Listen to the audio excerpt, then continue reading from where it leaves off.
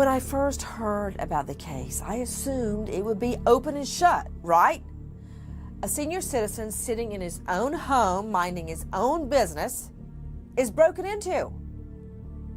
Intruders come into his home, and this is not for the first time. He's been burglarized many times before. They come into his home to burglarize again, possibly even kill him, and he shoots them before they can shoot him, right? Open and shut. This is called the castle law in Minnesota, but it's essentially the same across the country. You're in your home, you're broken into, you can shoot the intruder to protect yourself. It didn't play out exactly that way in the case of Byron Smith. Everybody, those of you just joining us, the verdict is in. That verdict is guilty. The homeowner has been found guilty for gunning down 2 intruders that come into his home. So why would this man be found guilty of murder? Let's talk about it.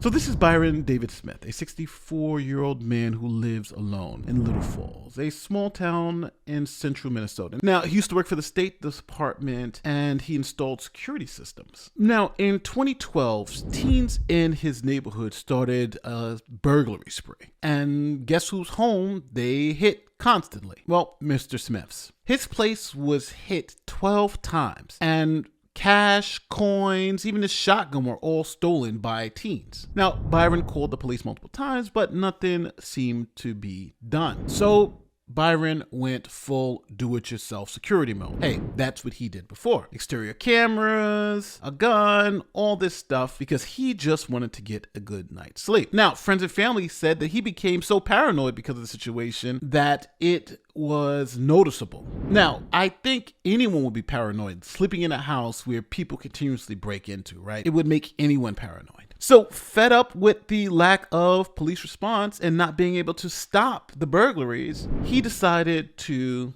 stop it on his own. On November 22nd, Thanksgiving Day, he suspected that some potential burglars were driving around his house, seeing if they could have an opportunity to steal something. So what Byron did was he moved his truck to a neighbor's driveway to make it seem like if no one was home. Here's the footage of Byron moving his car to make it appear that he's not home, in case the teens wanted to try to break in.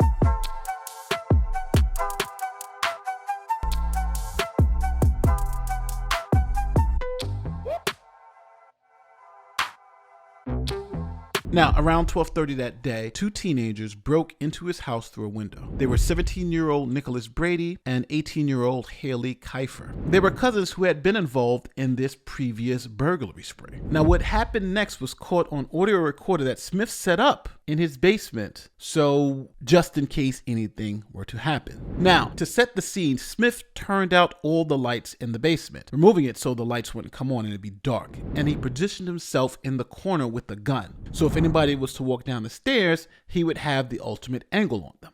As the first teen walked down the stairs, Smith fired, hitting the teen.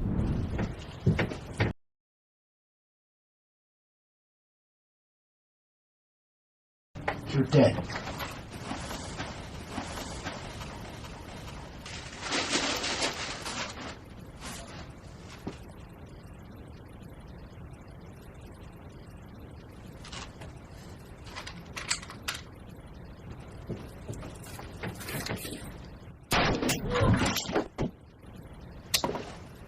Oh, sorry about that. Oh, yeah.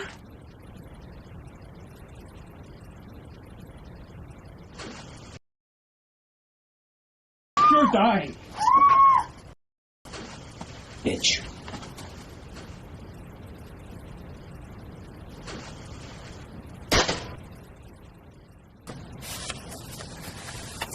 Cute.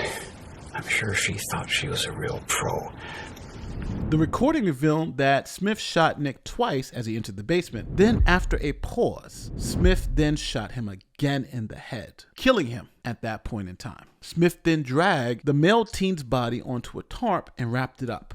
And Smith could also be heard on the tapes saying to the dead body, "You're dead." Now, 8 minutes later, Haley entered the house, calling for Nick. She also went down the basement stairs to see if she can find him. Now, she was also shot by Smith. Now, she survived the first barrage of bullets because Smith's gun jammed. Then Smith calmly removed a revolver from his waistband, placed it under the young woman's chin, and pulled the trigger. Now, Smith didn't call the police after killing both teens. He waited until the next day and asked a neighbor for a lawyer. He was arrested and charged with 2 counts of first-degree premeditated murder. So you have a man who is in his home, burglarized multiple times, and he is in his basement. Many claim that he was 100% justified. If they didn't burglarize his home, they would still be alive. How could it not be? But as we all know, especially with these legal channels, the devil is in the details. See, the law allows you to defend yourself against threats, either reasonably perceived threats or actual threats. See, when it comes to your home, the law presumes that a reasonable person would perceive someone breaking into their home as a serious threat, allowing a homeowner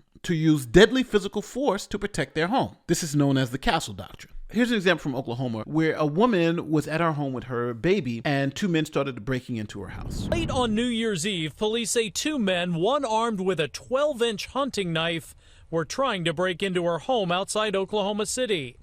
McKinley recognized one of them as someone she thought was stalking her. He was from door to door trying to bust in. They said I couldn't shoot him until he come in the door. Are your doors locked? Yes, I've got 2 guns in my hand. Is it okay to shoot him if he comes in the store? I can't tell you that you can do that, but you do what you have to do to protect your baby. The teen mother killed the 24-year-old intruder the second he stepped inside. Police call the shooting justified. You're allowed to shoot an unauthorized person that is in your home. The law provides you the remedy and sanctions the use of deadly force. Now, she wasn't charged in that situation, but there is a but. If it's clear that the threat is over, then your ability to use deadly physical force extinguishes. Now, it must be clear that the threat is over. See, the homeowner doesn't have to guess. It has to be clear. But now, if the homeowner uses deadly physical force against an intruder who is clearly no longer a threat, then the homeowner could be convicted of murder. In this case, the DA's office had to prove that Smith, the homeowner, knew that the teens were not a serious threat to him when he killed them, to overcome that presumption that intruders are serious threats when they break in. Also, just as important, if the DA's office can prove that the homeowner set up the burglars and laid a trap for them, then he could also be found guilty of murder. See, the law doesn't allow you to create a dangerous situation, then use deadly physical force as a defense. Essentially, you can't set someone up and put them in a position where you have to use deadly physical force to stop them. The law demands that you avoid it, not not created. In this case, the DA's office claims that the homeowner both created the situation and knew that there was no serious threat when he killed both teens. First, the state pointed to statements that he made that he didn't want the teens caught and convicted because it wouldn't stop them permanently. Discuss one of the things that he said. I have it here. This is a quote from the audio recording. He said during that, if found guilty, referring to the two people who broke in his home, they might spend 6 months, 2 years in jail. Then they get out and they need money worse than ever. They'll be out for revenge. I can't live like that. Right. Does that point to premeditation? Like he was almost hoping they would come back so he could shoot and kill them? Well, I think you have to take kind of a leap if you're going to make that judgment. Because we've got somebody who, again, is really afraid.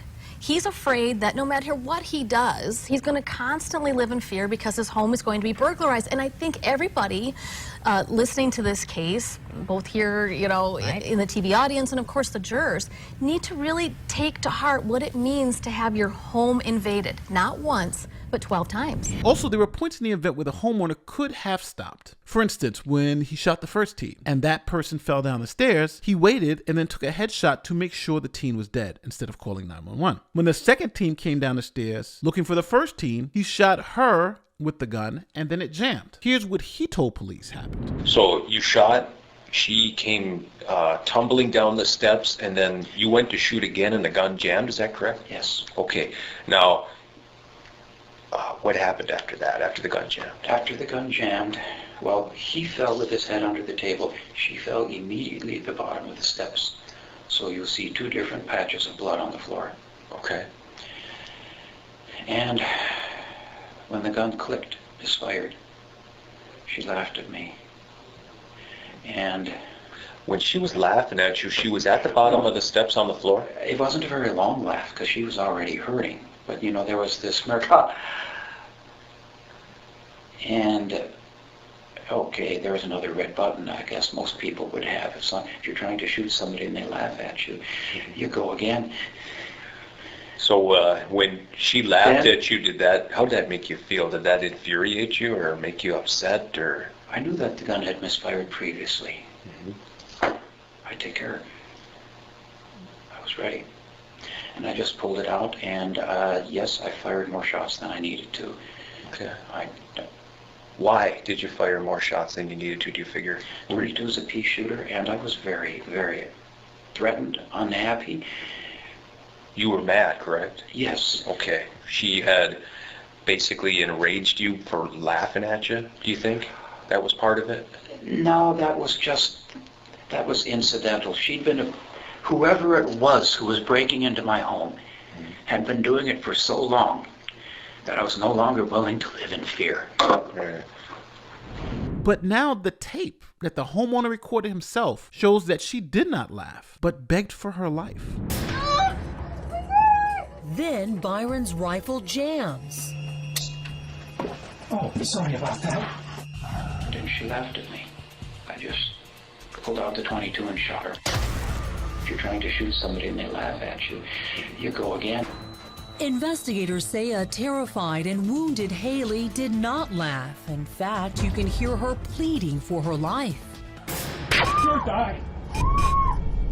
And on top of that, the homeowner admits to shooting the teens more than necessary to stop the threat. So the prosecution argued that Smith went beyond self-defense and the castle doctrine and crossed into premeditated murder. They said that he planned to kill burglars. For instance, he hid his car in a neighbor's driveway to make it look like he wasn't home, disconnected all the lights in the basement so it'd be dark, having the recording ready to go. Even after shooting the burglars and seeing they were no threat to him, killing them anyway. He even taunted the young woman before the fatal shots. They said this was plain and simple, a revenge killing for all those times his house was broken into and no one was held accountable. Now, interestingly enough, the community was torn about this case. See, some believe that Smith had the right to kill the teens. They came into his house. They violated his space. Here's what they had to say. There's a new coalition in Little Falls rallying for justice for Byron Smith and other people who defend their homes according to the castle doctrine. As we reported, Smith was convicted of 4 counts of murder after killing 2 teenagers who broke into his house on Thanksgiving 2 years ago. Now, the government obviously believes that the teens were set up and Smith brought them into a killing field. knowing that they were coming. And he didn't have to kill them, but he did. Now, Smith got nailed for 2 counts of first-degree murder, and the audio recordings did not help Smith's case. The trial lasted about 2 weeks, and he got slapped with 2 life sentences, even having to sell his home and property to pay for the teen's funerals. Now, the Minnesota Supreme Court also upheld the guilty convictions. Now, the bottom line is Smith went too far. He attempted to use the castle doctrine in an extreme way. At the end of the day, a jury of his peers agreed unanimously that he went too far. I'm going to throw it to you. What do you guys think? Now, this case from 2014, but it's an interesting case. What would you have done in this homeowner's case? 12 burglaries is a lot. Do local police have some responsibility in this case? Let me know in the comment section, because let's just be fair. This was someone who knew how to set up security systems. He had done this, and he had actually set up these security systems at his own home. But why would he go to this next extent of setting up this situation where he would actually kill these burglars? It's a fascinating story, and I would really want to know what you guys think, because part of me is sympathetic to the homeowner, but the other part of me is like, you can't become judge, jury, and executioner for teens burglarizing homes, because then where does it end? My name is Nate the Lawyer, and I'll see you next time. Peace.